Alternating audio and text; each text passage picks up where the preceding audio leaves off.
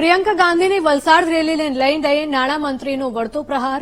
રાજ્યના નાણામંત્રી કનુ દેસાઈએ પ્રિયંકા ગાંધી પર પ્રહાર કર્યા હતા. પ્રિયંકા ગાંધીના દાદીએ સૌ પ્રથમ વખત સંવિધાનમાં ફેરફાર કર્યા હતા. આદિવાસીઓ અને લોકોને ભ્રમિત કરવા કોંગ્રેસ દુષ્પ્રચાર કરી રહી છે. ચૂંટણી સમયે ખોટી અફવા ફેલાવવાની કોંગ્રેસ ખોટો પ્રચાર કરી રહી છે.